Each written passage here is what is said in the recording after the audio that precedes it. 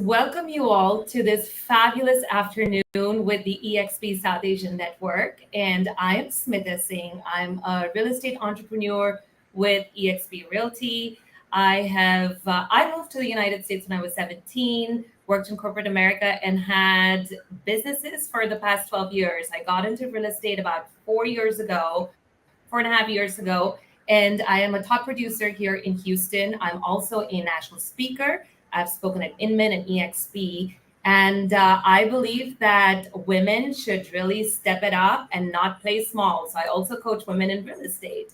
But enough about me today because I'm here to welcome to you a very special guest. I have with me today Kunal Seth. Hi, Kunal. Smita, thanks for having me. Excited to be on this show today. Absolutely. So, just a little bit about Kunal. Really, I mean, he is a force to reckon with. Kunal moved to the United States to live the American dream. He went to graduate, he did his graduation, worked in corporate America, and then finally decided to take the leap to real estate. In 2014, he started a team called the Seth Brothers team. And since then, consistently, they have been doing $100 million in sales every year and over 300 transactions year over year. And to date, they have done $500 million in real estate sales. That is fantastic now.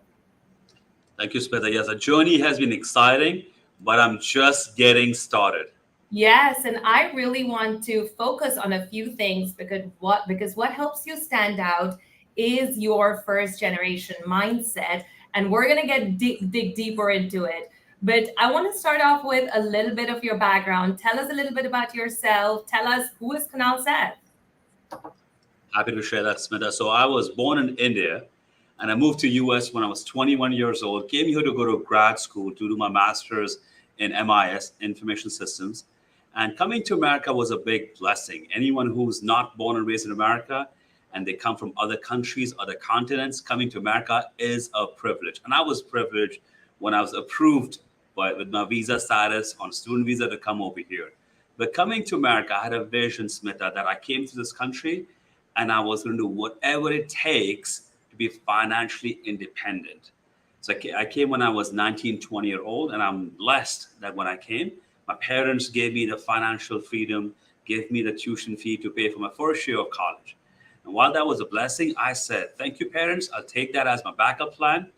But the day I landed Smita, every day when I came on campus, I went door knocking to every professor's door on campus to get a job. Because as an international student, if you get a job, then you get certain tuition waivers, you get certain financial benefits. And I wanted to get that. And thankfully, I got that. So 2 years in college, got my graduate degree. The day I graduated, the first thing I did was return every penny my parents had given me back to my parents. But while being in college, let alone eating out, I would not even go to McDonald's or Burger King, never ate out, saved all the money because I had this fear or concern that what if tomorrow, next semester, I don't have an assistantship, I don't have a job, I don't want to go back to my parents. So the first generation mindset is all about taking nothing for granted, waking up every day, thinking this could be a last day of opportunity. And that's the mindset I had when I first came to this country of doing whatever it takes to be successful. Fantastic. So to me, there are a few things that really stand out, right? One is you said when you came into the US, you had a vision. You wanted to be financially independent. So that's important. But tell me a little bit more about discipline, because having the means, having the financial support, and yet you decided that, you know what, I'm not going to take that financial support that my parents have given me. So tell me a little bit about your mindset as you're going through this in terms of your self-discipline, because it's not very easy. Absolutely, Smita. So most people are forced into having financial discipline when they don't have money. They don't have a choice but to cut back expenses and trim the expenses. But it's the people who have the financial success, who have the money, but had the discipline to not spend the money. And as a 19, 20-year-old, I had almost $18,000 sitting in the bank. And I went to LSU. LSU is ranked one of the top party campuses in America. So while my friends were going out, partying, eating out, doing all those things, I was disciplined because I had the fear that things can be taken away from me tomorrow. I came to this country. My primary objective was get my graduate degree and get a job. So those of you who are born in America, you don't understand the benefits of having a U.S. passport, U.S. citizenship. As an international person who came to this country, you come on a student visa, like how I did. Next, you got to get a work permit, then your green card, and then your citizenship.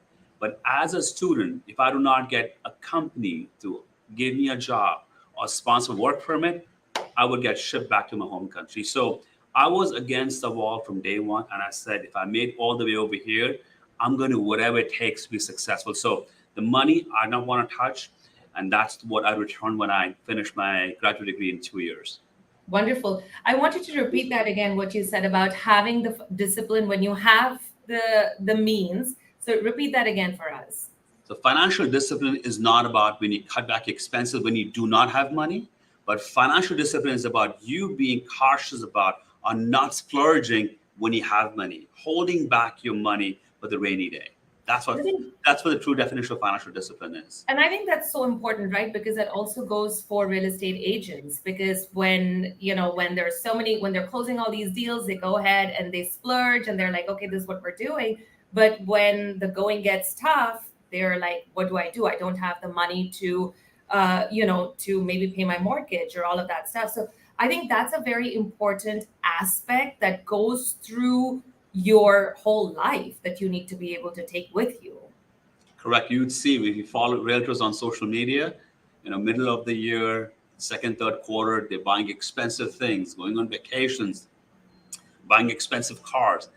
And at year end, when the taxes are due, they're broke because all throughout the year, they have not had the financial discipline of putting money away for the taxes, for all the expenses. So financial discipline is the foundation of anyone being successful today. Awesome. So let's dig into this first generation mindset. I'm super curious. I'm going to get some slides going. And while the slides are going, so tell me a little bit more. So tell me about this first generation mindset. What is it? What is this first generation mindset? Happy to share, Smita. Who is the first generation, first of all? The first generation mindset applies to anyone, everyone. It's not just for someone who's first one to coming to America. It could be you if you're the first one in your family to go to college, first one in your family to live in a big town, first one to get a job, first one to be a single mom, or first one to be an entrepreneur. What really happens, Smita, is when you go down in generations, second, third, fourth, you take things for granted. You get complacent, you get lazy, and you take things for granted. Whereas first generation mindset is all about staying in tune with how your mindset was on day one. So it applies to me really well because, whether you were born in America, but someone in your family came to America at some point of time, whether it's a great grandfather, great grandmother, somebody came, they came with a whole lot of nothing, but they came with one thing, the drive and the hunger and the vision to not give up, to be successful. And a dream. That's what first generation mindset is all about, that whatever you do, don't get complacent, keep striving for excellence every day and get better on a daily basis. So I like that first generation mindset. I think it's for all of us to understand that it's not just for people that have moved to America. This is a mindset that you believe in, you follow, and you're sharing with all of us that this is for anybody and everybody, no matter where you are in life. And let's talk a little bit more about it. So we've established that this is for anybody and everybody. Now, tell me a little bit more. So how did you come about this mindset? Is this something that's been in you since you were born, or is this something that you've developed? Tell us a little bit more. So the framework or the terminology of first generation mindset is, it's an early phase, probably about 12 months back I came up with that. But the philosophy or the strategies that are behind this, behind first generation mindset, I've used them ever since I came to this country. So first generation mindset has 3-step process: vision, value, and then ask. Stephanie, can you go to the next slide? Okay. So step 1 is vision, then comes value, and then comes the ask. Most people lead their life by asking on a daily basis. As realtors, we ask for a sale, ask for a referral, ask for a client to work with us. We lead by ask. I believe most people are also goal driven. And when you're goal driven, whether your goal is to make so much money, sell so many homes, do so many transactions, once you reach your goal, you get complacent. You lose the drive, you lose the hunger.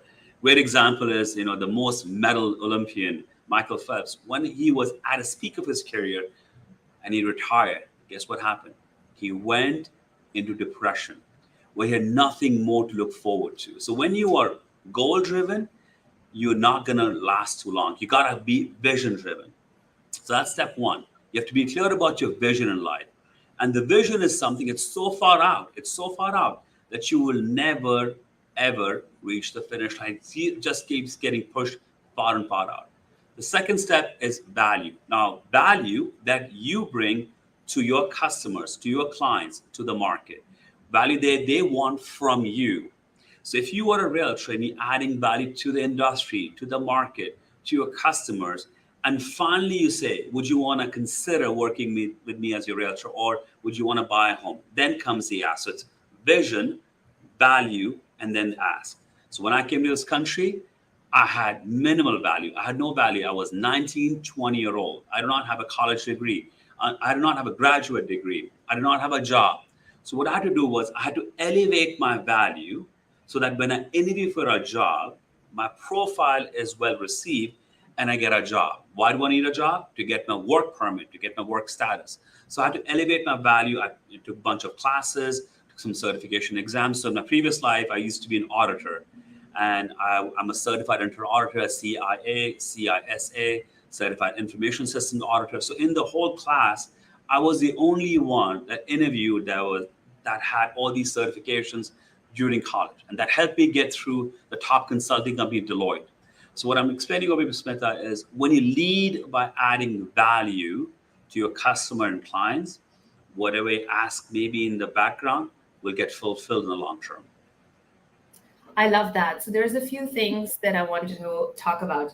I think the main difference that I've heard is that you need to be vision driven and not goal driven.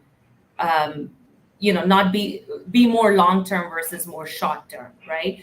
So this also reminds me, and I think it puts into perspective, is I'm sure a lot of entrepreneurs out there have read the book by Gary Vaynerchuk called Jab, Jab, Jab, Right Hook.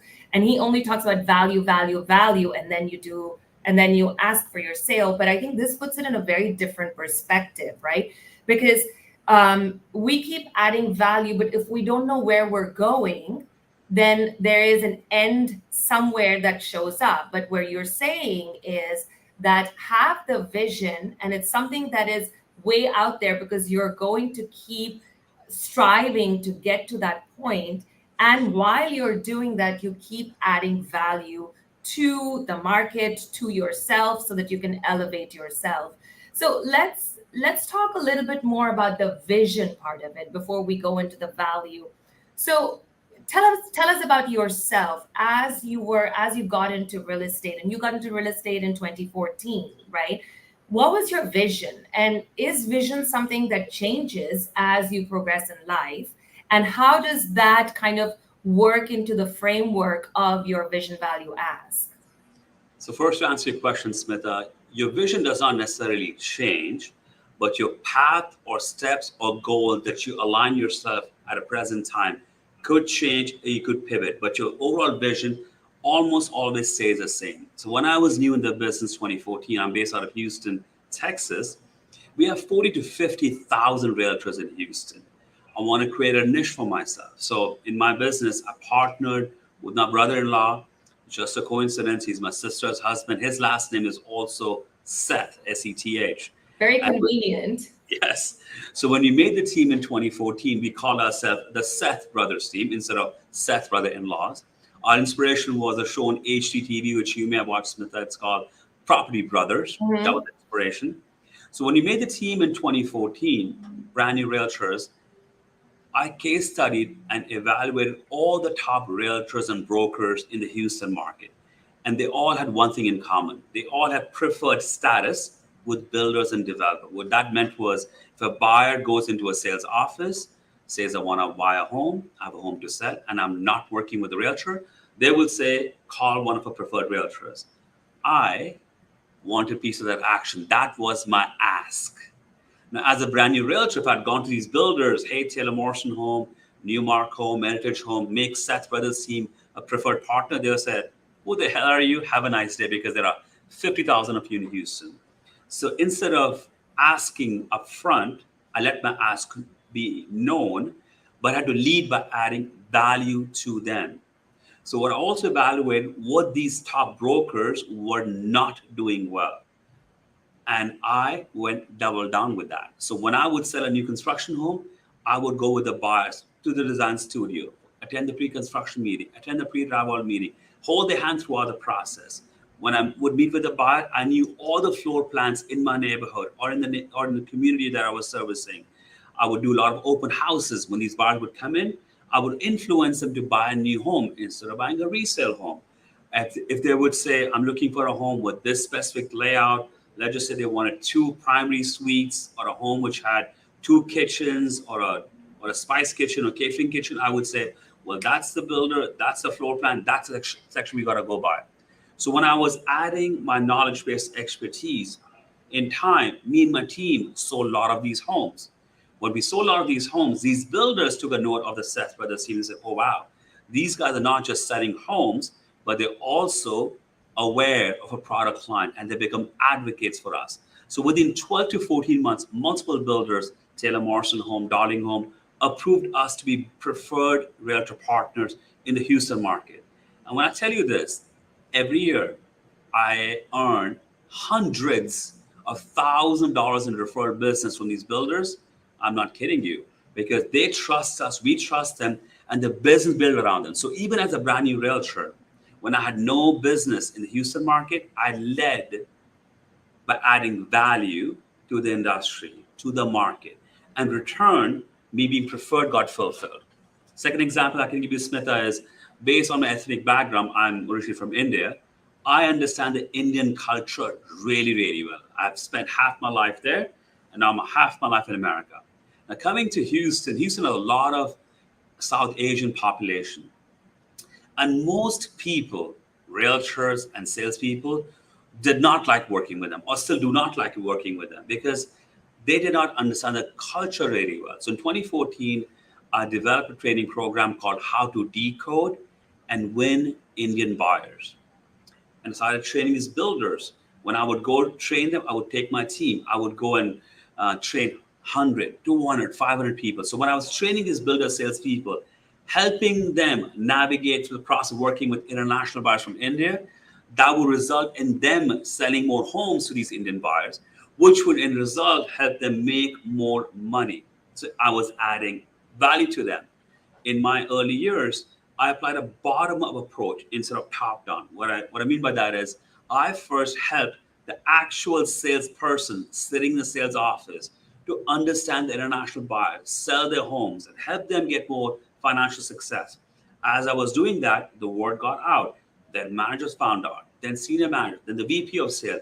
And that's when they reached out to me within the 12 to 14 months. Hey, Seth Brothers, why don't you become preferred? So while I had not had the framework 9, 10 years back of vision, value, ask, but I was driven by vision when I came to this country. I've always led my success by adding value to other people. And finally, my ask gets fulfilled. Love that. Love that. Thank you for sharing that with us. But I'm going to take a step back really quick because I feel like this is the most important step of this framework. And this is the thing that people struggle with a lot, right? If you don't have clarity of your vision, you are not adding value, which is intentional or relatable to the vision that you're going towards. So let's step back a little bit from value, but let's go into vision again. How do you help people, real estate agents, get clarity about their vision? What should maybe real estate agents, entrepreneurs, whoever is listening to this, how would they get clarity about the vision so that eventually they can figure out what value they can provide? Most realtors in a profession are accidental realtors. They failed somewhere. They think the bar is too low. Let me get my license. Let me become a realtor. So when I engage with someone, Smitha, when I'm helping them get clarity of the vision in life or potentially the goals, I ask a lot of questions, which is why. And that happens to be my DNA because for 10 years in corporate America with Deloitte and with an oil and gas company, I used to be an auditor. So when I meet someone, if they're a realtor, I first ask the question, why did you get the license? Why did you get in the business? Why are you doing certain things today? So I ask a lot of questions to determine where they're at. A lot of times these realtors are in the business because they have a financial need to get success, to provide for their family. But they claim and they say, oh, I love helping people put a put a roof over their head. And that's why I'm in the business. And I asked them, okay, if that's the case, in Houston market, we have Houston Housing Authority. I said, if that's the case, why don't you go work for Houston Housing Authority and say, oh, they don't pay me enough. Okay. So then your driver is not necessarily to help people, but to be more financially successful, financially independent. So asking questions to people, whether realtors, entrepreneurs, I figure out the true reason as to what they're doing today. And once I understand that, then I push them and challenge them and say what they should be doing to leave a legacy behind. Whether you like it or you don't like it, whether you're aware or not aware, each one of us on a daily basis is working towards leaving a legacy behind. Some of our legacies will be forgotten within 24 hours of our leaving this earth. And some of our legacies will be remembered for years, decades, or lifetime. Mother Teresa, Nelson Mandela, Mahatma Gandhi, just a few names. They were legends. They left a legacy behind. They'll be remembered for a long, long time. Same thing with Steve Jobs. Steve Jobs was vision driven, not goal driven. So what I'm trying to highlight, Smitha, is you got to have goals in life. Nothing wrong with that. Financial goals, you want to drive the nicest car, live in some certain kind of a home. But if you don't have clarity of your vision, why do you do certain things? Why you're here? Why in that profession? You'd always be chasing something. And when you chase something and you accomplish that, and once you're done and there's nothing more to do, guess what happens? You go into depression. You lose the drive in you. So getting clarity of vision is critical, and I certainly have the expertise in doing that. But sit down with someone who won't just say, yes, great job. You're doing a great job being a realtor or great job being an entrepreneur. Sit down with someone who can challenge you, question you, and make you understand the whys of your life as to why you got in the business, why you wake up every morning. The driver could be maybe you're a single mom, you have young kids to provide for. Maybe you have parents that you could provide for the healthcare. There's always a why. The vision is what drives people on a daily basis. Love it, love it. So, to recap a little bit here, I think it's important for all of us to understand that, I mean, first generation mindset is number one for anybody and everybody. And also have clarity about your vision. So, the three-step process of the first generation mindset is number one, to have clarity about your vision. Number two is to have that or to provide as much value as you can, and eventually make the ask. What I really like about your vision, what you shared with me, Kunal, with us, is that once you have clarity, which I believe is that as soon as you have clarity about your vision, I think a lot of that intrinsic motivation starts working, right? Because then there's nobody that's telling you to do something, but it's actually coming from within you. And when you wake up in the morning, you're like, okay, I know what to do. Absolutely. Great example I can give you over here. Our founder of EXP, Glenn, you know, when he first started the company, his ask was realtors to join EXP. Of course, he wanted people to leave the other broker and come join. But if he had gone door knocking to every brokerage or every agent or every team lead in the US market, hey, come join EXP, come join EXP, it would have been much more challenging. What he did first was he had a vision to make our company the most powerful company on the planet Earth. That's his vision. But he had to lead by adding value to the industry. where he said he value stack. You guys are tired of paying big fees? All right, low cost brokerage, here we come. You don't need a brick and mortar, low cost of operating, let's make it virtual. You need health insurance, I'm going to provide that to you. So when he's value stacking our brokerage, what he's doing is leading the initiative in the industry to disrupt it. And eventually, his ask is getting fulfilled. When we were 2,000 to 5,000 to 20,000, today we're almost 90,000 realtors within EXP in 20 plus countries. Nobody would have thought 10, 15 years back EXP would be where we're at today. The only reason where we are today is because Glenn leads by adding value to his customers, which is us realtors, to the customers, the buyers and sellers, and to the industry. So no matter which company you pick up Tesla, Elon Musk, everyone is vision driven and they add value to the industry, add value to the market. And then comes the ask, go buy my Tesla car or come join EXP for that matter. It's interesting. I think to a lot of us, this may seem simple, right? Because it seems like a simple 3-step process. Yes, we all know, have the vision, have the value and ask. But the way you've succinctly put it together, I think is very powerful, because we may think we know it, but unless we actually work through the process of it by having the vision and kind of figuring out the value, I think it's super powerful. So yeah, let's dive deeper into the value. So you said value stacking. Tell me more about it. Talk to me more about it. Tell me, for a real estate agent, how is that important, and what do you propose to them to kind of be aware of when they're talking about value? Absolutely, Smita. So as realtors, we always ask for a referral. We ask for the sale at a listing appointment or at open house, a networking event. But most realtors do not lead by adding value. How do you add value? Be the expert in your market. Be the expert of your school zoning, of your tax rates and everything else. And on an ongoing basis, demonstrate to the market that you're the subject matter expert. And you do that not just by selling homes. Each market has different boards. In Houston, we have Houston Association of Realtors. Then there is NAR, TAR, different organizations. Being part of these organizations allows you to get not only access to good information, but add value back to the market. So realtors, while they chase deals and chase transactions, they don't intentionally put themselves out there to help others be more successful. That's why I travel nationwide. In the last 9 years, I've trained 10,000 more people on how to decode and win Indian buyers, right? And why do I do that? Because I'm adding value to the industry. In time, the returns will come to me.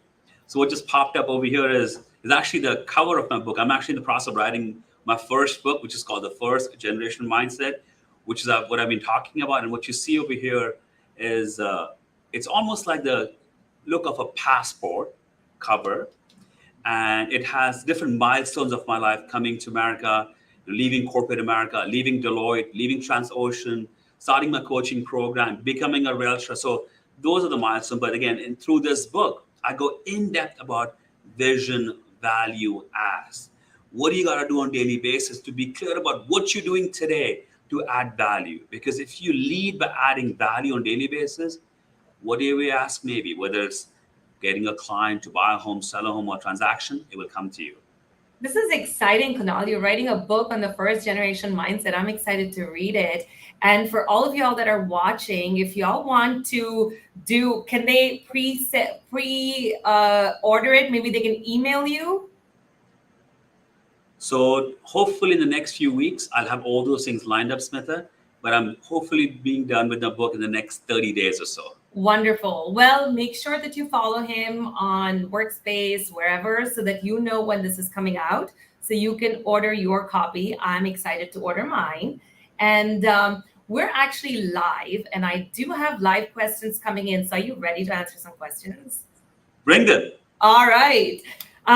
So we have a question from Jay, and he's asking, Kunal, what is an example of a vision you would suggest to a potential client before asking them to retain them as an agent?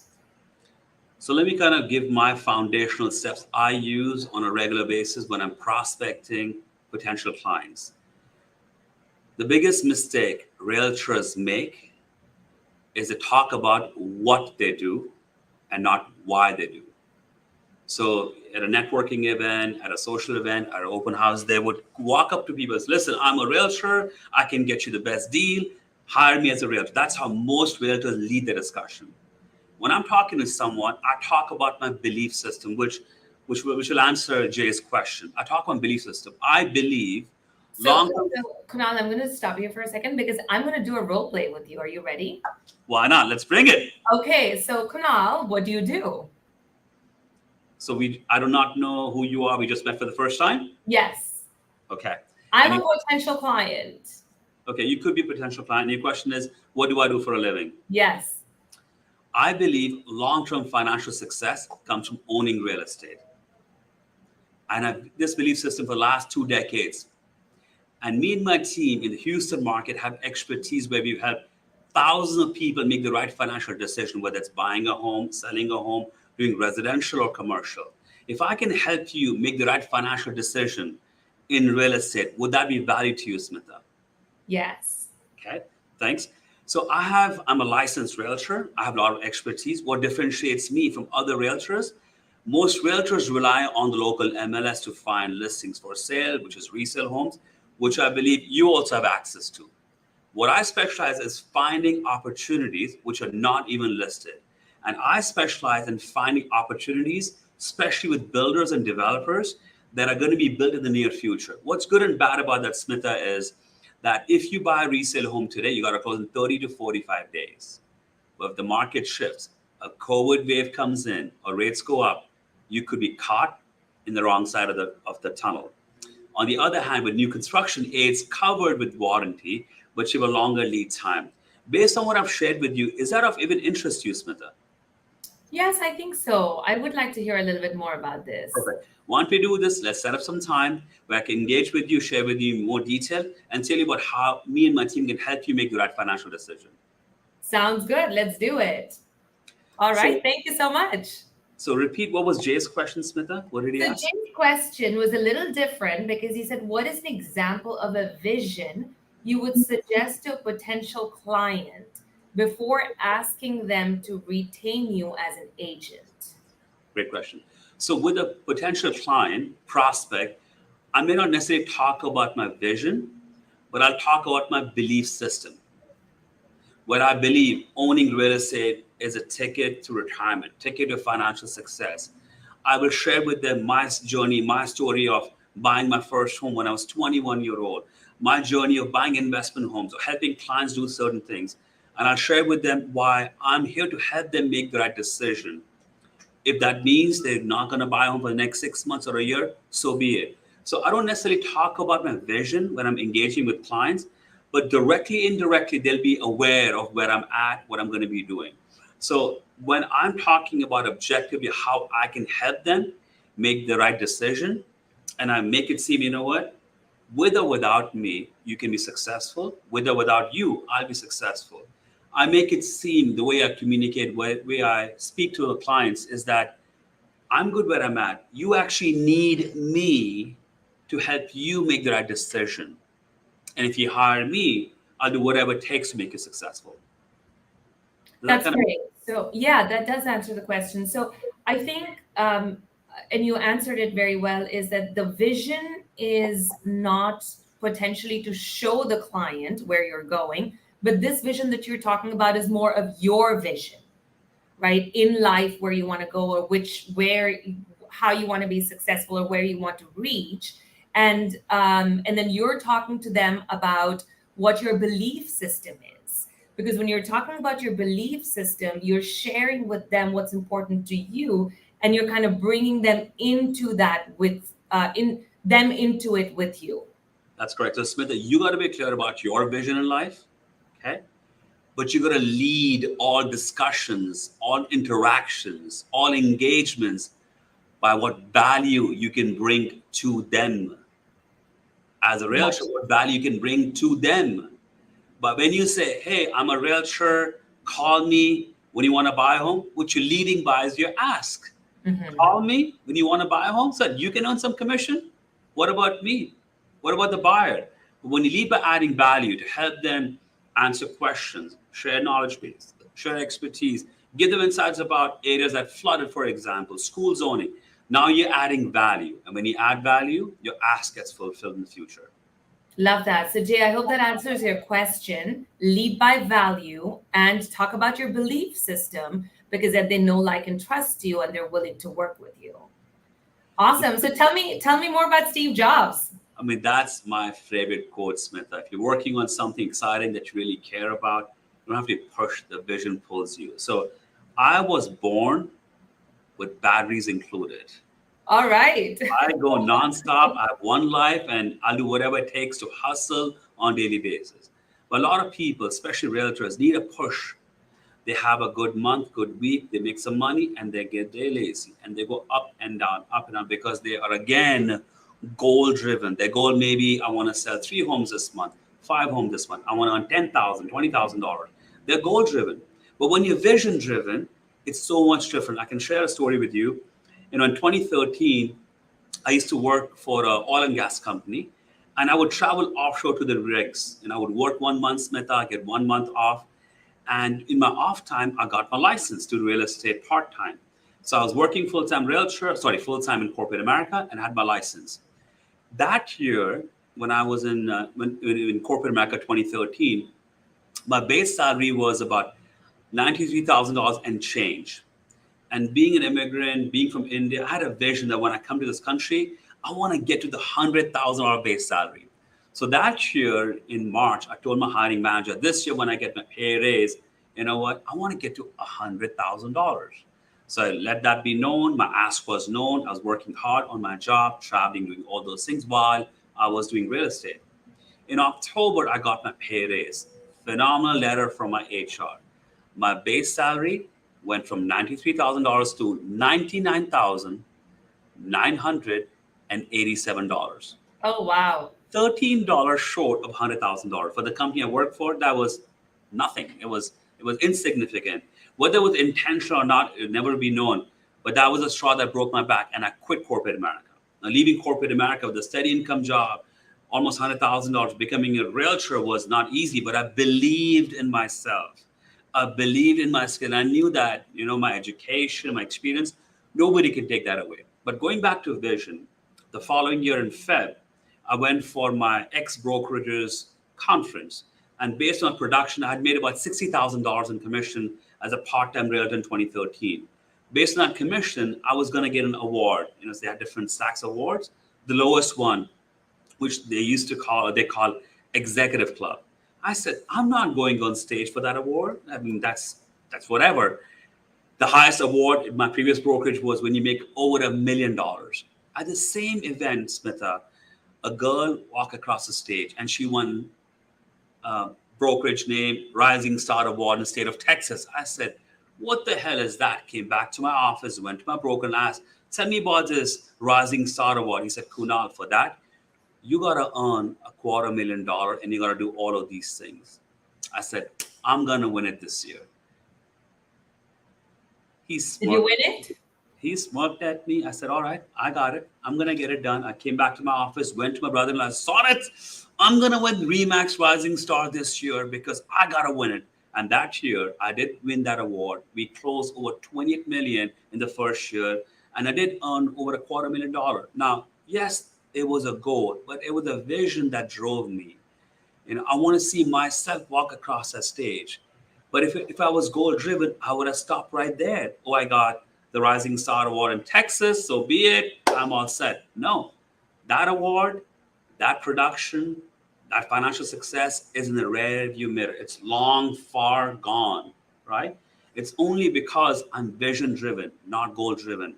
And that's what's imperative for people to figure out what their vision life is. What's their why? Why do they wake up every morning? What's their driver, their kids, their family, whatever it may be. Put that front and center. For me, Smitha, my vision is to leave a legacy of impact. A legacy of impact that will be long, long remembered, long, long after I'm gone. by my kids, by my grandkids, and next few. That's why the next few things I'm going to talk about today. So in Houston, we actually building a 3-story building, and we call it the Seth. Can you go to the next slide, please? And Seth happens to be my last name, but it stands for Successful Entrepreneurs Transform Here. Next slide. Smith, I just skimmed through slides. So this is the rendering of my building in Houston. It's off a major freeway. And we broke ground last year. You can keep going. That's the lobby area. That looks amazing. If you pause over here. So that's the actual, I'm actually sitting in a building right now. The building says Seth, which stands for Successful Entrepreneurs Transformed Here. My vision is to transform other realtors, other entrepreneurs to be more successful. There's no way I would have had this building had I still been in corporate America. So the steps I've taken today is because I take nothing for granted. I wake up every day. What do I need to do today that's going to make my kids, my grandkids' life better? And it may sound crazy. We have big sporting events in Houston, football team and all that stuff. I'm not a sports fan. The way I look at that is the outcome of a football game, the outcome of a sporting event will have no bearing, no impact on the future of my kids. I'm not talking against people who are football fans. If that's what you love doing, do it. I have no interest in it because I'm focused. I gotta make the best of my life every day so I can leave a legacy for my kids. So I have 2 young boys, 7 and 8. My business partner, Sonnet, he has 2 daughters, 12 and 13. And having the name of a major freeway in Houston is fantastic. You want to go to the next slide, Smita? I have a few more pictures to scroll over. That's another rendering of the building. So where building is designed, we have 3-story project. First floor is designed as an event space. Next one. Lobby area. Second floor, what's really crazy is, again, based on Glenn's vision, he bought the Success brand 2.5 years back. Now we have Success Coaching, Success Lending, and we have Success Space. I've taken 7,000 square feet space on the second floor of my building and made that into a Success Space. Why? Because I believe in the vision of Glenn, that he's not gonna, a business that he picks up fail. I believe in the model of having virtual setup at EXP. At the same time, agents need a place to go and collaborate, engage, get face-to-face meetings and interact. That's why I spent millions of dollars in this building, have made the financial commitment, a 10-year franchise agreement with Success Space.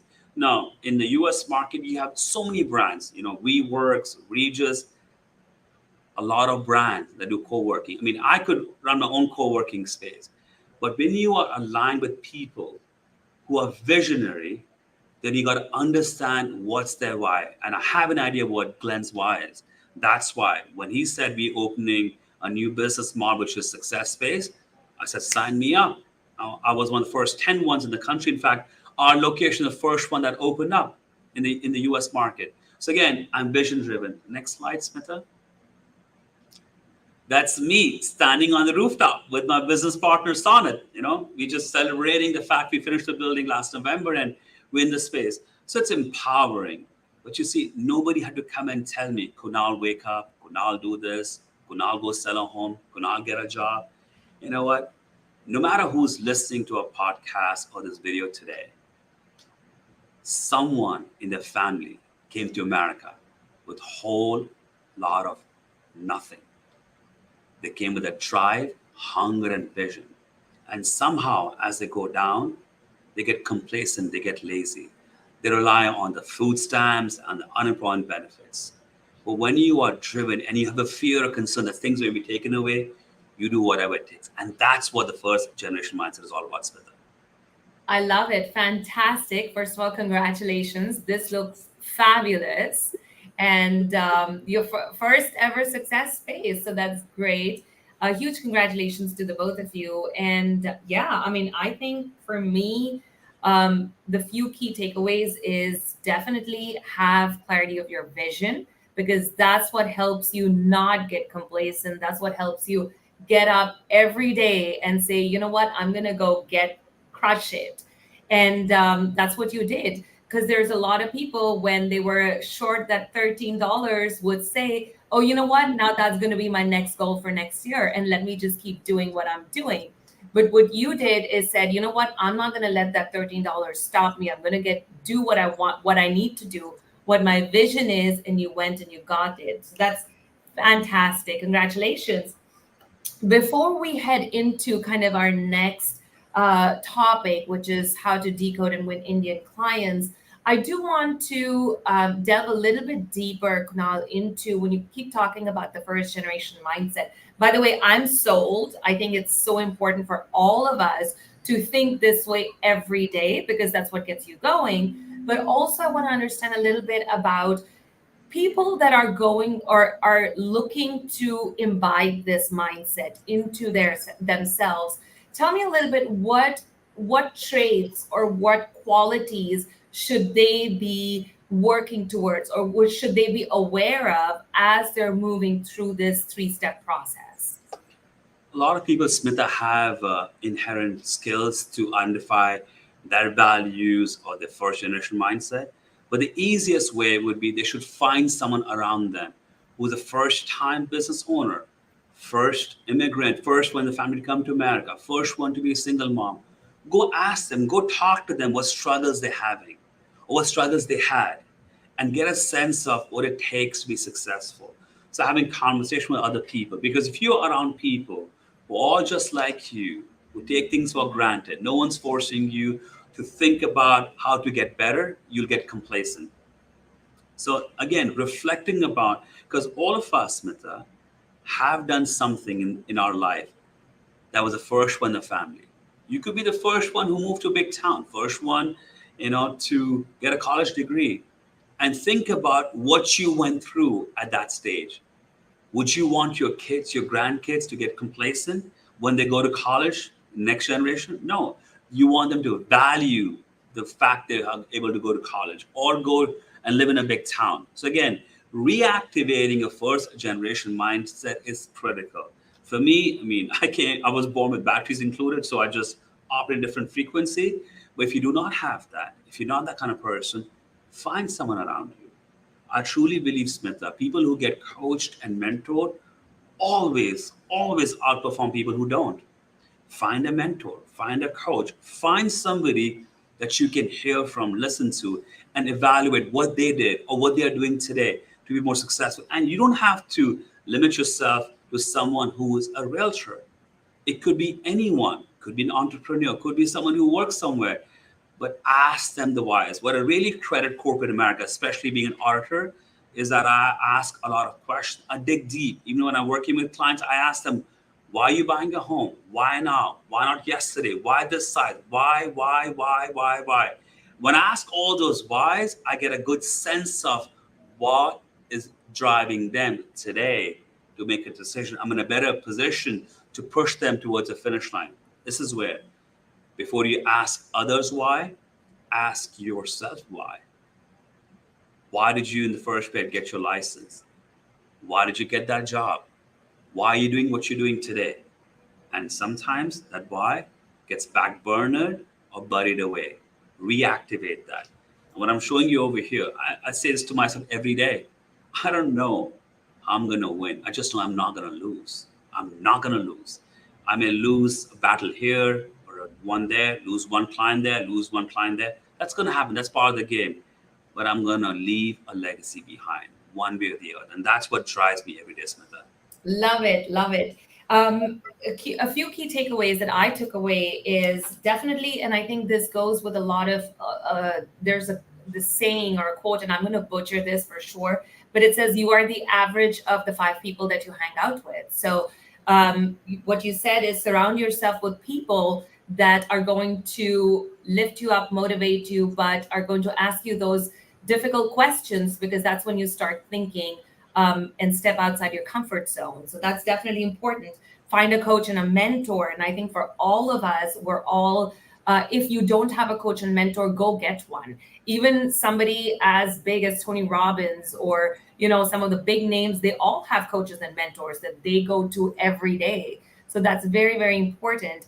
And I think the third thing for all of us to take away is after listening to the first generation mindset, we all need to take a moment maybe once this is done, take 10 minutes.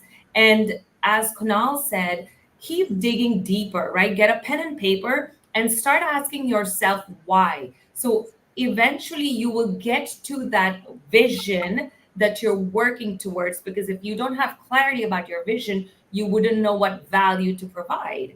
So that's a very important exercise for all of us to do, is to really sit down and keep asking. By the way, Kunal, you keep telling us that you're an auditor. Not many people like auditors. I'm just letting you know. Yes, But but you I, know what? but I like that mindset of asking why, because I think that's what drills down and really makes us think. So I challenge everybody out there today to, once we're done with this, get a pen and paper and start asking yourself that question, why, and don't stop. Like, keep going, keep drilling down, because that's when you'll get your clarity. Absolutely. So in 10 years that I spent corporate America as an auditor, Smita, I had a guaranteed spot in hell. I wouldn't put it that. I mean, that's a little bit too And much. listen, being an auditor, nobody likes us. But here's where I'm going to switch gears. I'm going to talk about how to decode and win Indian clients. But before I do that, for the last 45, 50 minutes, I've been talking about the first generation mindset, about the value, vision, ask. This is my value to you. When I'm going to train you, coach you, mentor you, how do you work effective with Indian buyers? And give you a perspective. When I first came to America, I did not understand the American culture. I had to adapt myself, learn the American ways. Now, over the years, I have adapted certain aspects of being American and certain aspects I want to keep of my Indian culture. So I cherry pick which aspects I apply on a daily basis, both in my business and a personal way. But coming to America first, this was back in 2001. It'll sound really funny today, but I went for a breakfast with my professor, and we were 3, 4 students, and we went out for breakfast. As we were having breakfast, I had to order my breakfast, and we were in a place called Denny kind of place in Baton Rouge, Louisiana, and the menu was elaborate. It had 10,000 choices, and I was all confused. As a 20-year-old, I was flustered. I nudged the friend next to me and asked him, "Listen, what should I order?" He said, "Number three, number three." So the server came. I said, "I want number three." She looked at me and said, "How do you want your eggs?" "Yeah, yeah, I want eggs." "No, how do you want your eggs? You want fried? You want sunny side up?" I said, "Yeah, sunny side up, sunny side up." "Do you want toast?" I said, "Yeah, toast sounds good." "You want white bread, wheat bread?" I said, "Yeah, wheat bread, wheat bread." "You want juice?" Yes, I said, "I want juice." "What kind of juice?" "Orange juice." "With pulp, without pulp?" Oh my God. By that time she was done, I was all ready. I said, "Please get off my case and get me some breakfast." The point I'm trying to make is I did not have the confidence to order breakfast for myself. I had to adapt, change myself, be more confident, be a public speaker, get on stages, do all those things. I had to learn those things. But certain aspects of my cultural upbringing, where we spend money not beyond our means, but within our means. We are budget oriented people. When we make decisions, it's a group decision making process. When we buy things, we buy with long term sight in place. There are certain aspects of the Indian culture which most Americans do not understand. And their perspective is, well, you're in America today, learn our ways or have a nice day. But as I go through this presentation, I'll share with you the buying power of Indian buyers. And India today is the most populous country in the world. An average Indian household income is significantly higher than an average American household. So if you're listening to this today, what I'm going to share with you are certain insights about Indian buyers that's going to help you decode them and win them. Key point, I did not say sell to Indian buyers. I said decode and win them. Because once you decode them, understand their culture, you win their trust. Once you win their trust, your ask, which is a sale, will eventually come. Love it. So you've actually have an amalgamation of all the cultures and you put it together for all of us to learn. That's great. Stephanie, can we go to the next slide? So the training today, and Stephanie, as I talk, you can just slide through it. I'm going to talk about why we're focusing on clients from India. I'll give you an overview about India, how to decode them, how to win them, and Q&A. So normally I do this training at big stages, and I like interactive sessions where people ask me tons of questions. In live training, I actually do a role play. I pretend to be a typical Indian buyer. I bring people from the audience. Since we are on virtual platform, it'll be hard to do a role play. I'm going to be your not typical Indian buyer. How about that? Okay. So first good news is I've done this training numerous times. These are some of the builders, lenders I've trained at a national level. Last month I was in Tampa. Next month I'm traveling to Atlanta to train some realtors and salespeople. I train builders. I've done the training at different conferences. Next slide. All right. So why are we focusing Indian clients? You can just go to the next one. So this chart shows you the average household income of someone who's of Indian origin versus all the other ethnic backgrounds. If you see at the bottom of the chart, a typical American household average income is about $65,000 to $66,000. An Indian household is almost double. So they are well qualified and they have a lot of income. Right? When Indians come to America, they typically come here to work. An H-1B visa is a work permit that's given to them. So even when I came to US, I came on a student visa, which was F1, and then I got my H-1B, which is work permit, then green card, then citizenship. So most H-1B visas are given to people from India. Yep, I was one of them. Yep. I should go back. So, and again, when they come to America, they're highly educated. Majority of them have undergrad degree, and more than half of them have a graduate degree. Now, when you think about Indians, we have been marginalized by the media. You can go to the next slide. When you think about Indian, do you think about the cartoon Simpsons? You think about the character Apu, or you think about the cab drivers in New York City. But guess what? A lot of companies are being led by people of Indian origin. I have some names over here. Your Google, Microsoft, Starbucks, Chanel, all these companies today are led by people of Indian origin. So if you thought you were not working with them, directly or indirectly you're working with them. In fact, our current vice president of America is somebody of Indian origin. Her mom was born and raised in India. So if you have not worked with Indians, if you've not had exposure, you are going to interact with them, if not today, then tomorrow. Next slide. Now, when they move to US, primarily they're moving to 3 states, California, New Jersey, and then Texas is about 9 to 10%. So why we focus on Indian clients? They have the highest median household income, second highest foreign-born population by country in America. They have the highest number of H-1B visas, work permits are given to people from India, and they're very well educated. Next slide. So I'm going to share some key facts with you about India, the location, ethnic makeup, faces of India, and religious makeup.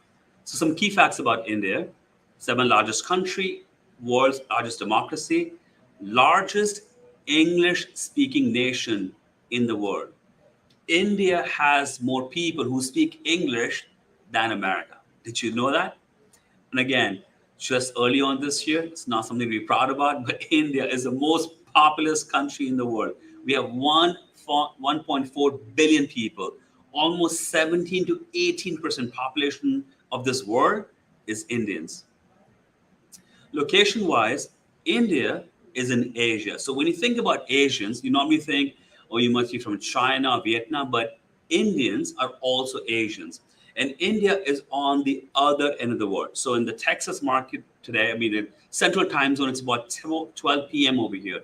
In India, it's 12 a.m. So it's almost opposite time zone. What I'm showing you over here is how the country India was formed. 70 million years back, the landmass that you see at the bottom of the slide was way south in the Indian Ocean. And over all these years, that landmass drifted north and hit the Asia continent.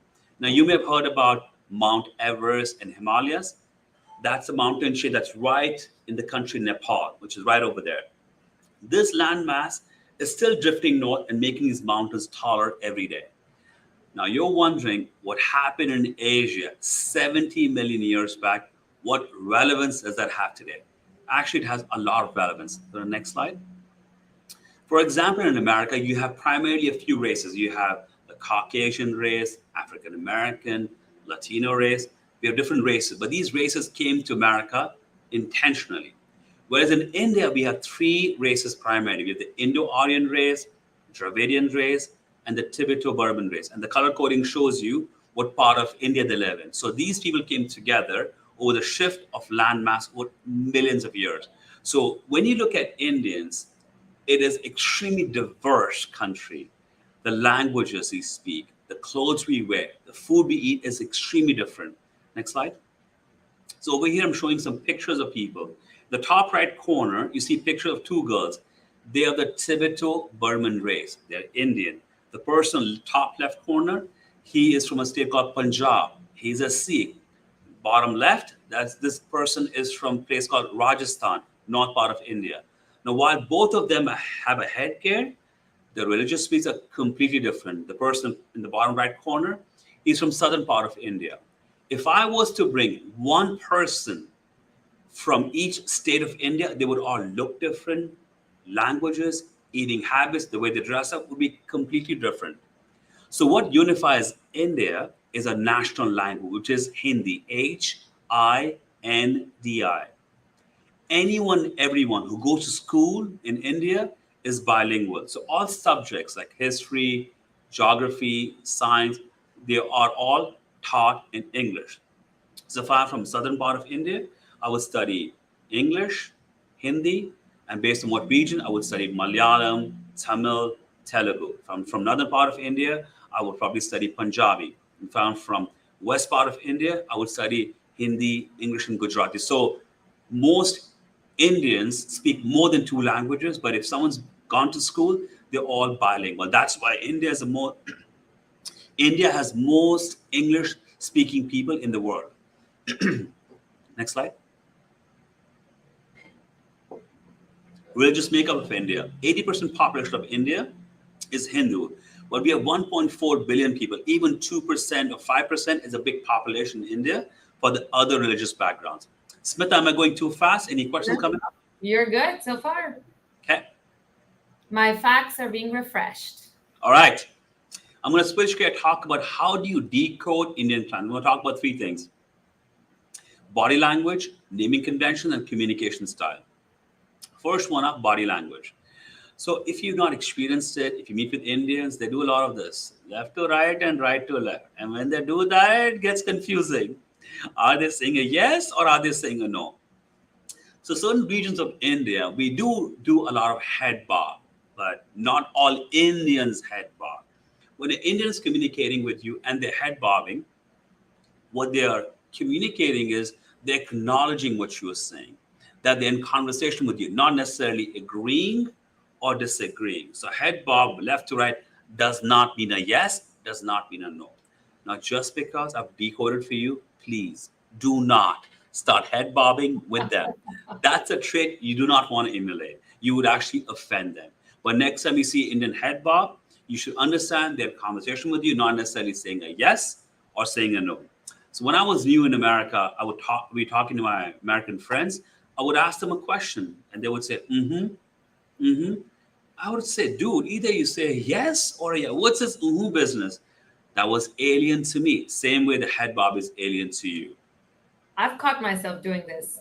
You have? Absolutely, I have. With or without music? Both. Both? Naming conventions. There's an interesting one where if I meet someone in Texas, California, or New Jersey, the name is John Smith, you can't tell what part of America they're from. But in India, the names are based on region and religion. So if I'm from northern part of India, generally speaking, we have the short first name, short last name. So my first name is Kunal, last name Seth. In southern part of India, the naming convention is more complex. So they generally have longer names. So in some regions, the wife takes the husband's first name and that becomes their last name. If you meet someone and their last name is Shah, Shah, or Patel, Patel, then they are from a state called Gujarat, which is on the western part of India. So the region they come from, the religion that they follow determines their last name. The last one I have is Sikh. The picture I showed you, the person with the headgear who had a turban, those people have the name Singh, Singh, either as a middle name or the last name. So if we meet someone whose name is Singh, it's fair to assume that they're from northern part of India. Communication style. When you talk to Indians, when you talk to people like me, we are perceived to talk in circles. You ask us a question, you would never get a direct answer. Well, guess what? That's a big misconception. Our communication style is based on the delicacy of the relationship. If I'm communicating with my peer, I'm going to be direct. Communicating with my manager, supervisor, I'm going to be indirect. Communicating with my subordinate, I'm going to be blunt or rude. So do not go to the next slide, but hold off over here. Smita, I know you've been in America for over 20 years. I want you to take your Indian hat off, put your American hat on, as though you're born and raised in America. All right? So I'm going to make an assumption. Okay? Let's just say it's Glenn's son's wedding. Right? We all know who Glenn Sanford is. Yes. And he invites you for the wedding. And you have a conflict. And you must decline the invite. What would you say? And answer the question as though you were an American. What would you say, Smita? Listen, I call myself an American because I've been here for over 22 years now. So I would say thank you so much for inviting me. I really appreciate it. But unfortunately, I have a prior commitment that I'm just not able to cancel. And so I am going to unfortunately miss this amazing occasion. Okay, so when I do the live training, I pick random person from the audience and they almost say what you said right now. And people listening today probably are saying the same thing in their mind. Yeah, that's what I will tell Glenn. I'm sorry, can't make it. A prior commitment. Now, if the same question was asked to an Indian by their boss. I'm ready, by the way. I'm going to put my Indian hat on. All right, let's see what that is. Go to the next slide, Smita. When they want to be indirect, now they're declining.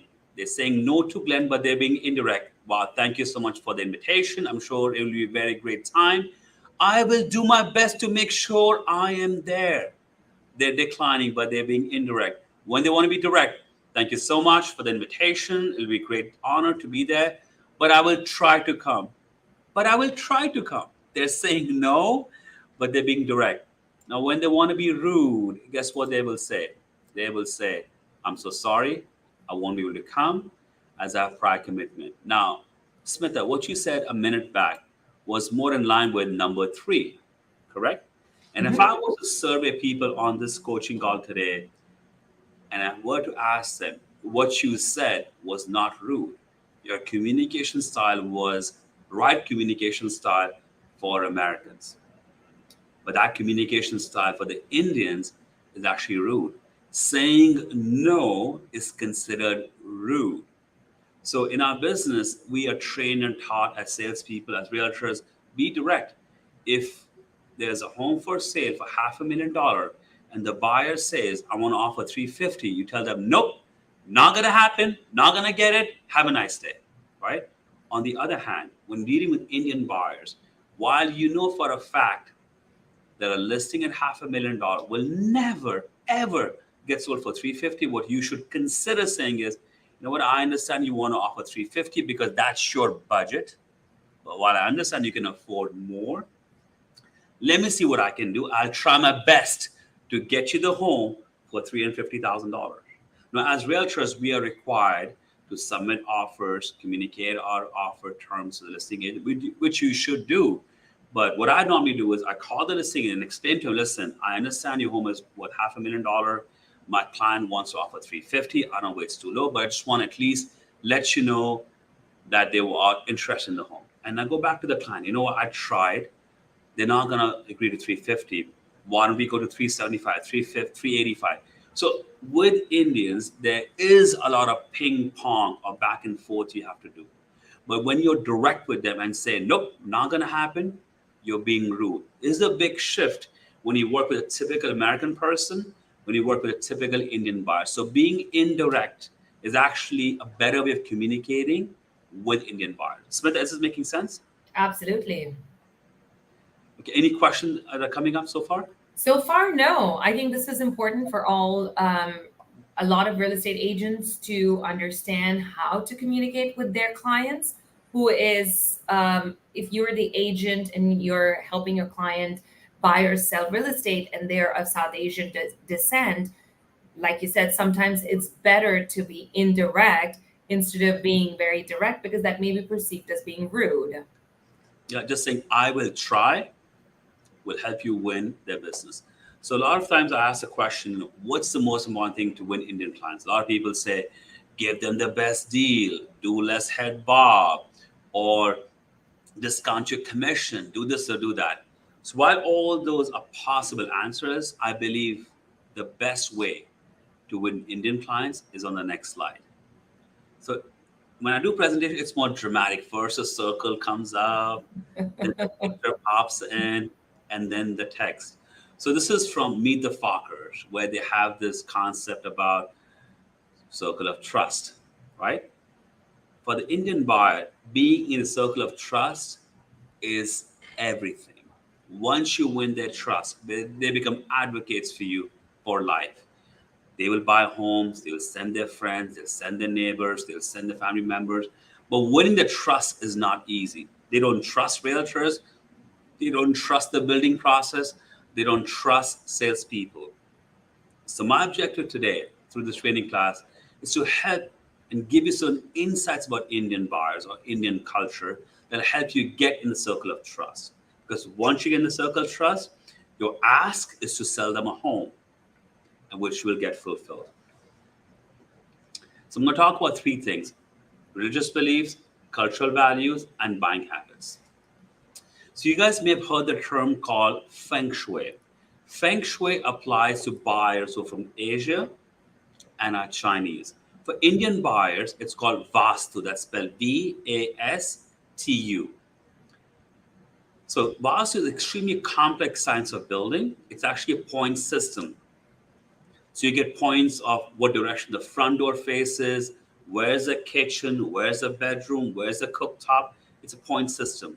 So a lot of buyers, when they first move to US and when they're buying their first home, a lot of times they have requests to buy a home that's Vastu compliant. And it could be the parents, the in-laws, or priests back at home in India that they may be telling them, make sure you buy a Vastu compliant home.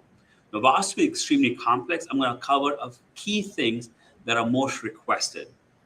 So as per Vastu, north or east direction is considered the most auspicious. So key point over here is it's not the direction the home or the front elevation faces, but the direction the front door faces. So if I'm standing outside the home, I put my back against the front door, the direction that I'm facing, that's the direction I'm referring to. If it's north or east facing, it's considered positive or auspicious. If it's south facing, not positive, not auspicious. Now, if your client was building a custom home or doing a ground up construction, generally speaking, they would prefer a rectangle shaped lot. So if it's a 60 feet in the front, 60 at the back, 120 either side, a rectangle shaped lot is the most preferred.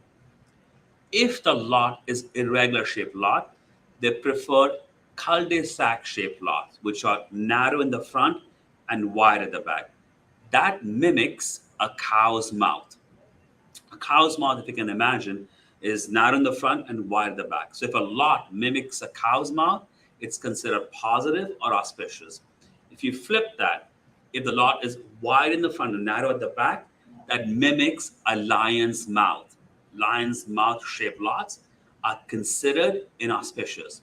So what you see in the slide over here is Gau Mukhi. Gau means cow, Mukhi means mouth. Sher means lion, Mukhi means mouth. Sher Mukhi, Gau Mukhi. I do not expect you to remember these terms, Gau Mukhi, Sher Mukhi, and all that stuff. All I want you to do is say certain key things. When you work with buyers from India, don't just assume that they want to buy a Vastu compliant home. Ask the key question. Ask them, do you need the home to face a key specific direction? If they say yes, okay, north or east, let them tell you. And that's it. Ask them a question. Is there anything else that's important to you? If they don't say anything more, stop right there. Because if you do your own research and make your own list of all the Vastu compliant things, you will never be able to sell a home unless your client is building a custom home. Because science of building Vastu is extremely complex. Even the staircase, whether it's right orientation or left orientation, one is auspicious, one is inauspicious. Where should the headboard go? Where should the bed go? The cooktop, the kitchen sink, all that is in Vastu. So do not vomit out your expertise. Ask them a question, what's important, and then find a home for them.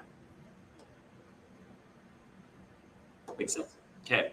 This is an interesting slide where the girl on the left is saying, everything covered but our eyes. What a cruel male dominated culture. The lady on the right is saying, everything covered but our eyes. What a cruel male dominated culture. So the lady on the right, she's actually wearing an abaya. Her religious belief, she's a Muslim. In a culture, in a religion, they actually cover themselves up. Now, for the lady on the right, the way the lady on the left is dressed up is completely wrong, completely absurd, wrong in her eyes. For the lady on the left, the way the lady in the black is dressed up is wrong and absurd. Now, I'm not here to tell you what's right and what's wrong, because what's right for me could be wrong for you, and what's wrong for you could be right for me. All I'm doing today is giving you perspective of different cultures, different values. I've seen firsthand realtors walking to sales office with a buyer who's dressed up in this black abaya or black or cultural outfit, and the salesperson or the listing agent, when they see them, they're like, "Oh wow, are you crazy? It's Texas, 100 degrees, you dressed up like this." Guess what you did? You will never get in the circle of trust. Understand the culture, understand the value is important to you, because only then you can get in the circle of trust. I have a very funny comment from our live audience about the head bob, by the way. So the lava flow, she says, my best friend, he or she says, my best friend is Indian.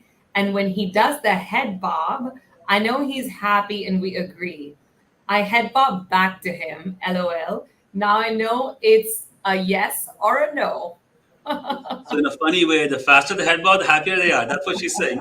Pretty much. Not necessarily, but thanks for sharing lava flow. That, but you got to keep in mind, maybe because you have a close relationship with your friend, so you mimicking his head bob may be humorous to you and humorous to him. But generally speaking, if you meet a stranger, somebody you do not know, and if they're head bobbing, I would highly recommend lava flow. Do not flow with that. Do not head bob with them. Right. So next few cultural values, they are risk averse, one-upsmanship, and group decision making. So generally speaking, Indian buyers would buy homes in good school zones. They look at price per square feet. They may not be as excited about, the media room has all equipment set up or cameras or this or that. For them, it's about value for money. One-upsmanship is an interesting one. So when you work with Indian buyers, whether you're a salesperson or a realtor, a lot of times they make up stuff. Well, my friend got this deal. When they're working with a lender, my friend got this interest rate or this closing cost. What are you going to do for me? So I'll share a true story with you. 20 plus years back when I was still in India, one of my friends who was living in America came to India for a holiday with her American boyfriend. And he had just got a job. I was meeting him for the very first time in my life. And he had just got a job. So I asked him, okay, John, so how much money do you make? He looked at me like, what? Who the hell are you? And what's your problem? I kept asking, how much money you make? So I got my answer. Looking back at it, it was absurd, absolutely absurd of me to ask that question. But if I told you this, think about 5 of your closest friends. You got them? Mm-hmm. Now, tell me, how many of them know how much money you make in a year? Your answer is probably going to be 0 or 1. In America, we don't talk about how much money we make to anyone. Guess what? In India, we talk about that with strangers, right? So would they care to talk about what discount they got, what points they paid, what interest rate they got, or price they paid for the home they bought? No, it's all about, oh, you paid $500,000. Well, I got home for $485. What can you do for that, right? It's all about one-upsmanship. They want to put other person down by showing that they got a better deal. So keep that in mind next time we work with Indian buyers. Decision making.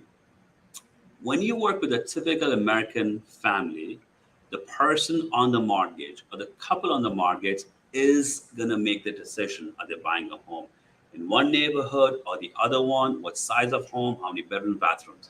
For a typical Indian household, it's a group decision-making process.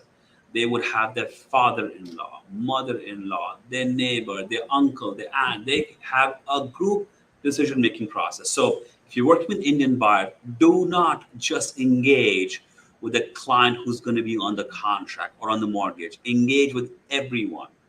Unless they have a language barrier, talk to each one of them, figure out the perspective, figure out who in that group is the decision maker. So normally they look at somebody who's experienced, has a knowledge base, or has the expertise to round their opinion whether they should buy a certain size home or where they should buy the home. So group decision making is really important in the Indian culture.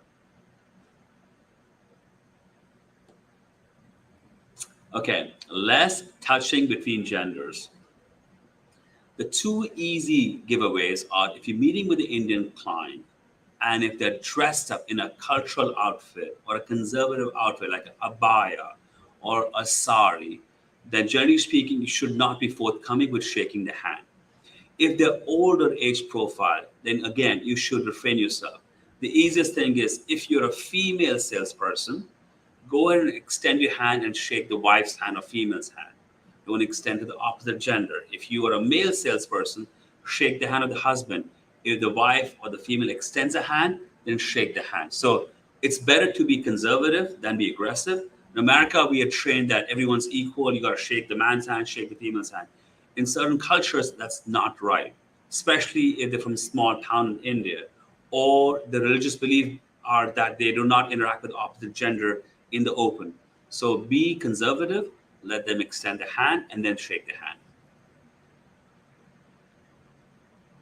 Cultural values, joint family. This is a really interesting one.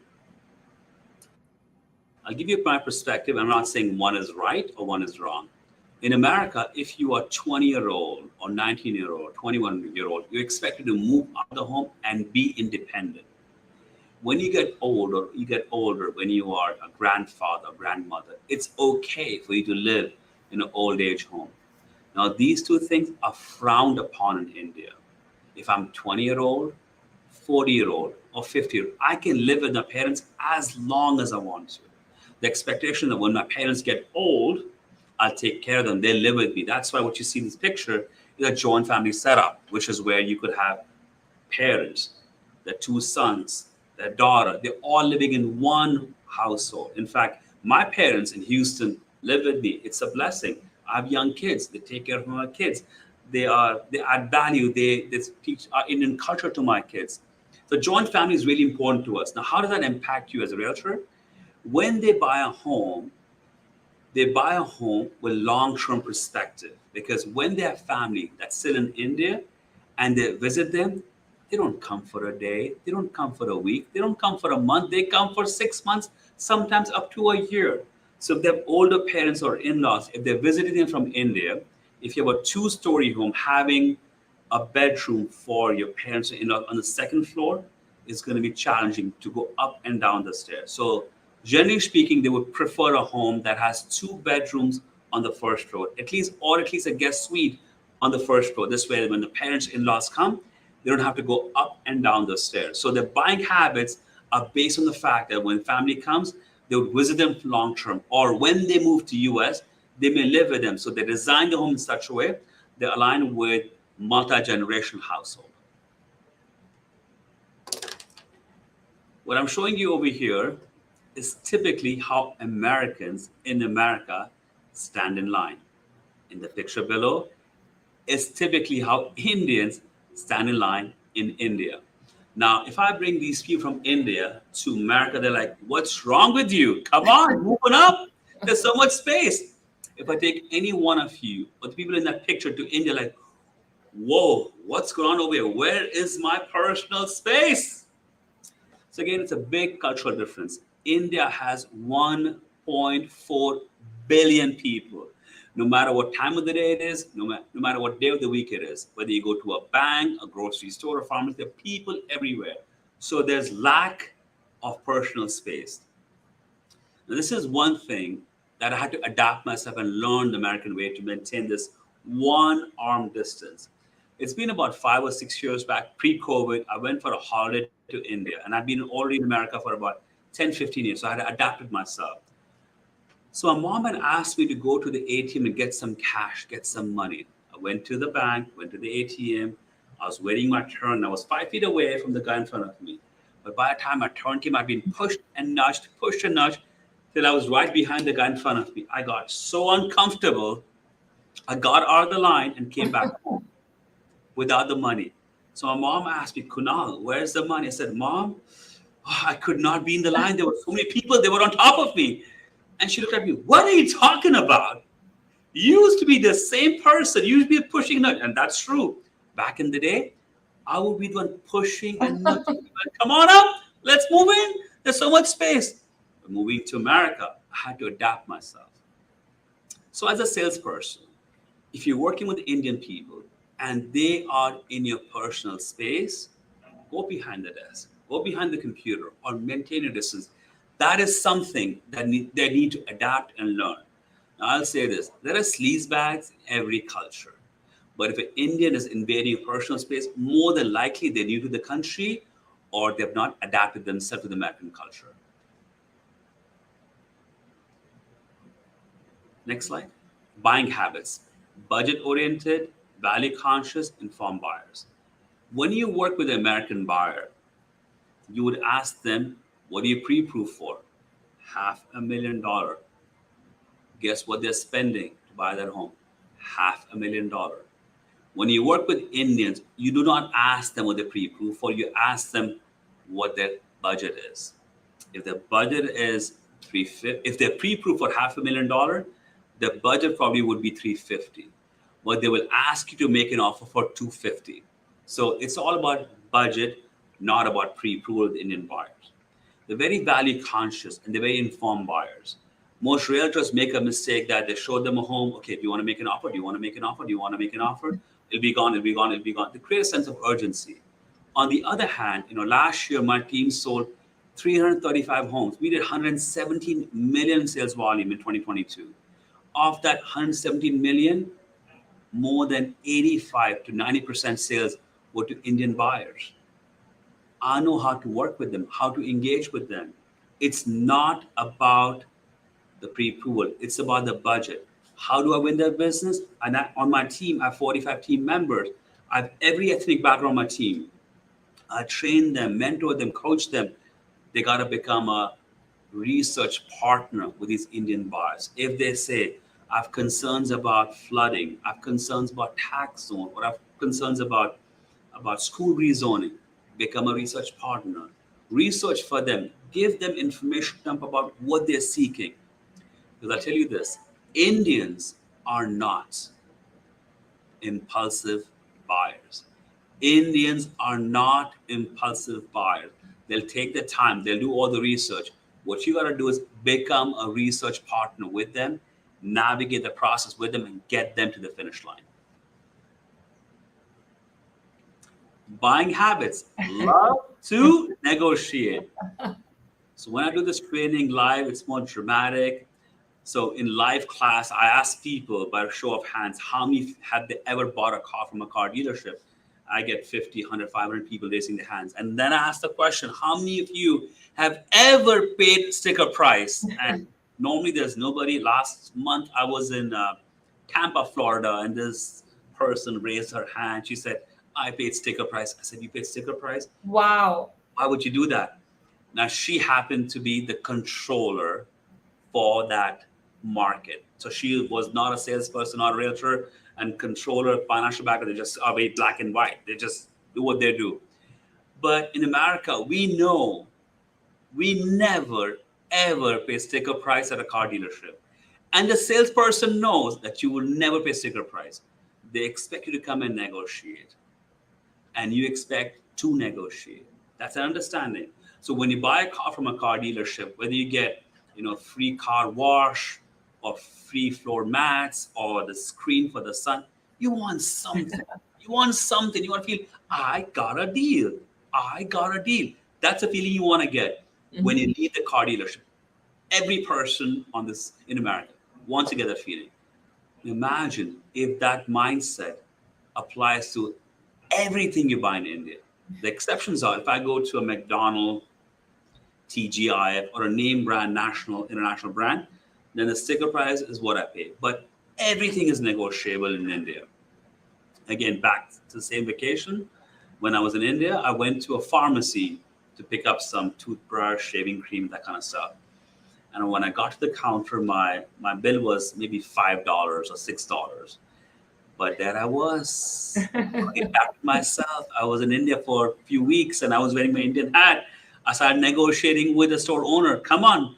And I was negotiating maybe 50 cents or maybe 25. There was nothing, but I had to negotiate. That's how the culture is.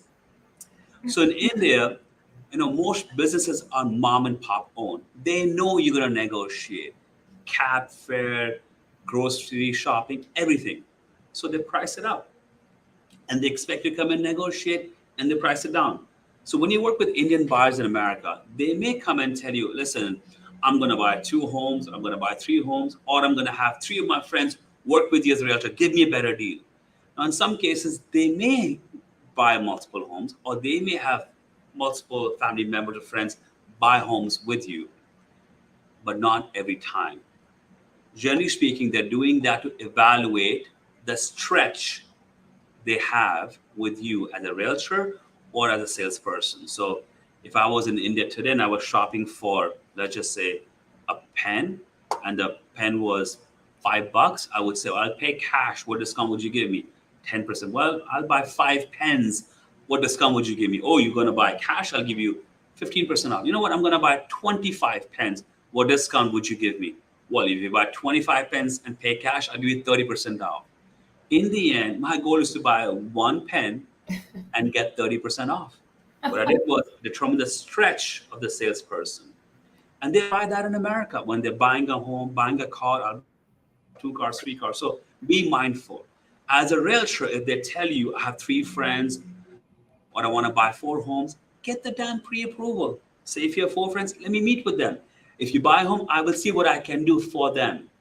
So call their bluff, but generally speaking, we are trained and groomed from younger days that everything is negotiable. If you pay the sticker price, you are a loser. Is that a question? There is a question. Are you ready for it? Yeah. All right. This is from an anonymous person, but it says, are there any specific marketing strategies or platforms that you have found to be particularly effective in reaching out to potential Indian clients? What are some expectations or preferences that Indian clients typically have when it comes to buying or selling properties? Could you share some challenges you have faced as an Indian realtor? So let's get to the first one. It says, are there any specific marketing strategies or platforms that you've found to be particularly effective in reaching out to potential Indian clients? So almost every market that has an abundance of people from India, they have either a local, print newspaper publication, or they have local radio stations. So in Houston, we have multiple publications, multiple radio stations, which are geared towards people from South Asia, India, Pakistan, Bangladesh. So advertising in them, demonstrating success could be a strategy. But more importantly, you want to be part of the community. You want to be part of that culture. So when we have Christmas, Indians who are Hindus celebrate Diwali. Indians who are Muslim celebrate Eid. And no matter what part of America you live in, when they're in this, they have these big celebrations. There are several other festivals which are regional based. So where you live, find out what region of India people you have in your market or your neighborhood or in the target area. If they're from a state called Punjab, their festivals are different. Find out when their New Year's is. Find out when their festivals are. Go to the place of worship. And it's open. I mean, you don't have to be Hindu or you don't have to be a Sikh to go to a Gurudwara or to a temple. And all faiths are welcome. Get involved in the community, contribute, take part in their events. When you do that, they will consider you as one of them, right? What you're doing is demonstrating value to them. Now, you can't go there, listen, I'm a realtor, I'm the best, come buy a home, come buy a home, come buy a home. That would not get you the business. Learning their culture, and being involved in the community is the easiest and the best way to earn the business. So, but I know you get 4 or 5 bullet points. If you can go one by one question, I can answer all of them. Yeah, absolutely. The next one is, what are some common expectations or preferences that Indian clients typically have when it comes to buying or selling properties? So expectation when they're buying a home, I could talk about early on, you have to engage with everyone involved in the decision-making process, not just the person who's going to be on the market.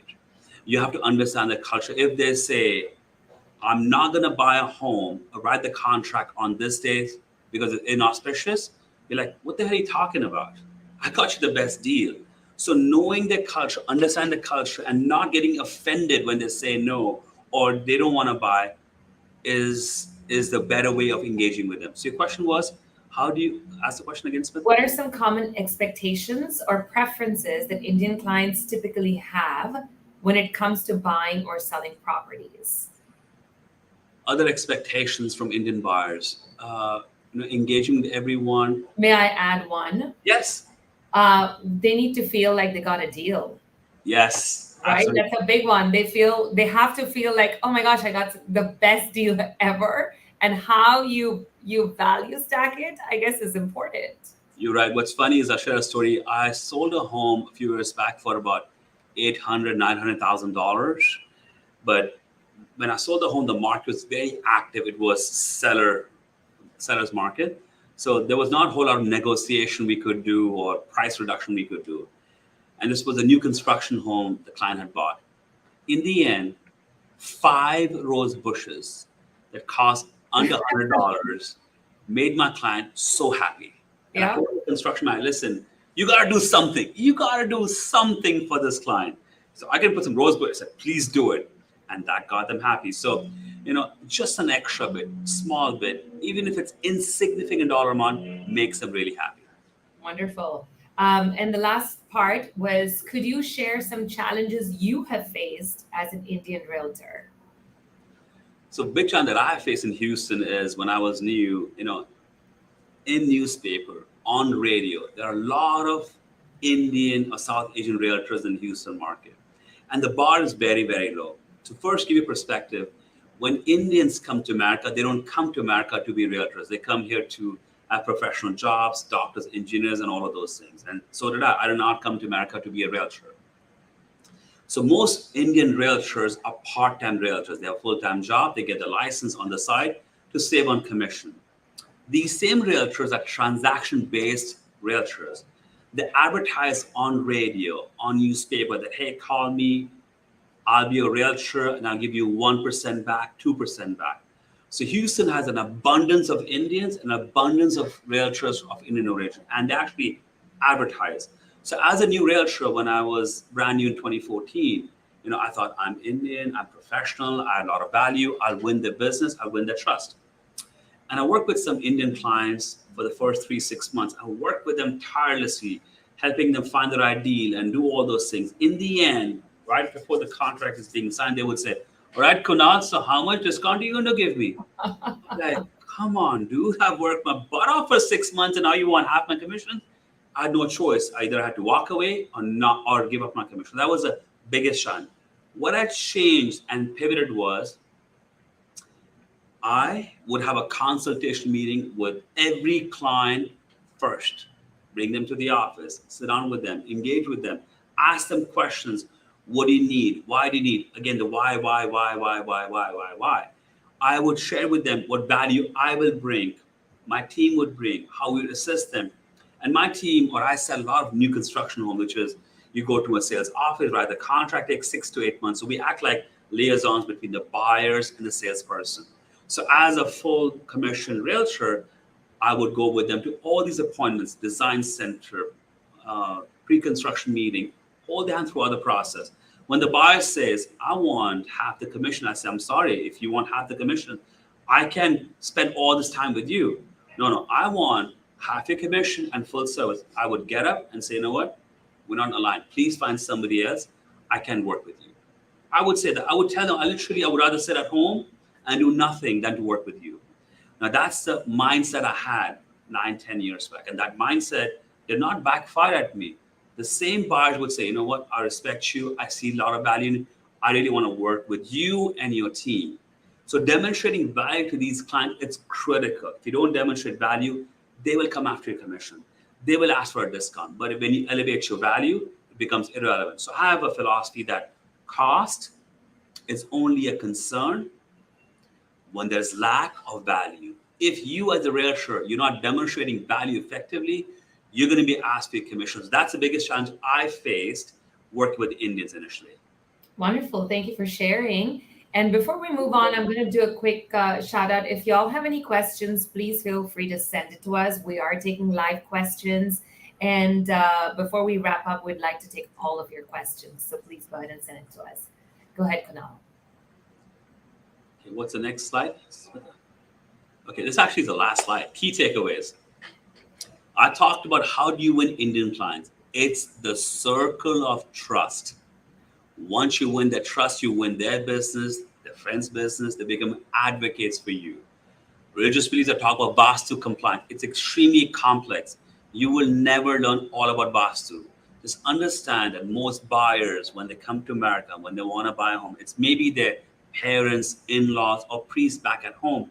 And they tell them, when you buy a home, buy a Vastu compliant home. Most requested item on Vastu is the direction that the front door faces, not the home, but the front door faces. And that is east or north is considered positive. So be aware of Vastu compliant. Don't advocate for it. Ask them the question and whatever they want, then find a home. Cultural values, I talked about their risk averse, one-upsmanship, and group decision making. Buying habits, they're budget oriented. They love to negotiate and they're very informed buyers. So that's a summary for all the slides. The last slide I have after this is just Q&A. Stephanie, you can unshare the screen, and this is where if people have questions or anything that come up, I can engage and answer those. Awesome. So while we wait for that, Kunal, this has been fantastic. Tell me more, like first generation mindset combined with your how to decode clients. And this is the value that you're providing to the market. And tell me your ask. What are you asking of them? So before my ask over here is different, but my ask over the years when I travel nationwide to different cities, different states, I travel for real estate conferences, I train builder partners. When I'm training them, Smith, I'm adding value to them. And I truly believe one of my core principles to be successful is that you have to be known. If you're known, some will like you, some will dislike you. And the ones who like you, some will trust you to do business with you. So through my training, through my coaching, through my mentorship, through cultural training, I want to be more known. I want to be the subject matter expert that knows about the Indian culture and American culture really well. I've spent half my life in India, half my life over here. I met a lot of people who do cultural training, but they're not in the business. They don't deal with buyers and sellers on a daily basis. So my ask in the past has been in the local Houston market, when builders come to me, oh, Kunal, we heard about your cultural training. Can you train my sales team? I said, sure, I can train them. It's going to cost you $10,000. Or B, why don't you consider creating preferred business partnership with my team, with my organization, the Seth brothers? Why don't you allow me to list some homes for you? Or why don't you allow my team members to do open houses for you? Again, so over the years, I would do this training for free. Now I charge a fee, $5,000, $10,000, $20,000. And when these builders want that, I don't want to charge them money. I say, okay, if you want the training, why don't you give me something of value in return? Your listing, your business, your referrals. That's my ask in the local market. At a national level, when I go to Orlando, Tampa, Florida, wherever else I go, my ask is not to get business from them, but my ask is to be more known. So the more known I am through my first generation mindset, through my cultural training, the book that I'm writing, I want to be more known. And what return I'll get, what ask I'll get fulfilled, whether somebody says in a different market, I've done training at real estate conferences, oh, this guy came from Houston, Texas, and he's with EXP. Potentially that could lead to me recruiting someone into EXP or recruiting someone onto my team or someone saying, I really want to work with this person as a realtor. So again, I don't worry about the ask a whole lot. I worry about how am I adding value to the market. Now for EXP, I bleed EXP. I love EXP. I've been here for the last 4 years. We are producing team, mega icon team. We do a lot of production, but if on an ongoing basis, I keep adding value to the EXP company, to other fellow realtors, would I be more known to the leadership team, to the brokers at EXP, and to other fellow realtors? Absolutely yes. What's my ask? Maybe tomorrow, a realtor in different markets says, have somebody moving to Houston. Hey, call the Seth brothers, call Kunal. He can refer, they can refer clients to me. So I'm not worried about the ask right now. I'm focused, I'm committed, I'm dedicated to providing value today. Love it. All right, we have one other question. What would be your advice to a brand new agent at EXP Realty? So I'll give you maybe not one, but maybe a few pointers since we have a few more minutes left. This is beyond the cultural training, beyond working with Indian buyers. Most realtors think and act local. And when they're doing their own marketing, branding, they talk about where they are. So for example, Houston is a big city, but Houston has a lot of suburbs. There is Katy, there is Woodlands, there is Sugarland, and a few other ones. So I personally live south of Houston and Sugarland. Anytime I'm marketing a home, I do not say I'm at this home at so-and-so street in Sugarland. I never say that. I say I'm at this listing in the Houston market. Now it's a blessing. Houston was the first word spoken on the moon, right? Everyone knows about Houston. So if I were to say I'm at a home in Katy or Sugarland or Woodlands, most people would not know about it. So first, you got to think global. Do not talk about the suburb that you live in. Talk about the city or the state or the market that you're in. That's one. When you're marketing yourself, don't market yourself as a realtor. Market yourself as somebody who's an advisor, consultant, who helps people make the right financial decision in the real estate industry. When somebody asks you, what do you do for a living? Don't just say, I'm a realtor. Everyone in your market would be saying that. Share why you're a realtor, why you got into business, what's your driver, what's your passion, why you got into business. That why will get you more fulfillment from engagement with the client than just saying you're a realtor. So I can go on and on, and there are a lot of tips. I train my team members, my market on a daily basis. So the list is long what I can coach you on, but thinking bigger, getting your why clear as to why you are a realtor, that's critical. Love it. Love it. This has been fantastic, Kunal. Thank you so much. Thank you so much for spending time with us, sharing with us, giving us such valuable insights. And I really do hope that everybody who has joined us, who will be watching this in the future, I want you to really focus on the first generation mindset, because I think it is a game changing mindset, it seems incredibly simple, but it is very powerful when it's actually put into implementation. Any last words for us, Kunal? When is your book coming out? We're excited for it. And tell us more. So book is in the final phase of editing. The cover I showed you early on this call today. But hopefully next 30 to 45 days, I'm going to have the book launch. And that's the timeline. What I would say in the end is, you have something in you, that you've done something in your life, that you were the first one to do something. And something changed where you got lazy, you got complacent, you took things for granted. You got to reactivate your first generation mindset. Remember the time when you were the first one doing something. Or find someone around you, maybe your grandfather, maybe a family member, maybe a friend, maybe a co-worker, who's the first one doing something. Ask them about the struggles they are going through or went through, and how somebody after them got complacent, got lazy. You got to reactivate your first generation mindset, and you got to believe in having a strong vision in life, because without vision, you are lost. You're going to be a goal-driven person. You're going to make that commission, you're going to make that paycheck, and then go back to being lazy. You got to have clarity of your vision. And I help people on a regular basis. I challenge them, question them, ask them questions, and help them get clarity of their vision. Second, you got to lead by adding value. Think big. Value to the industry, just like how Glenn is doing. Glenn is adding value to the real estate industry. Think big, or your local MLS, or your local market. Add value over there. And the last is your ask, which is the sale, the transaction, the buyer or the seller. You are leading today by having goals. You're leading today by your ask. Switch that over. Take a time out.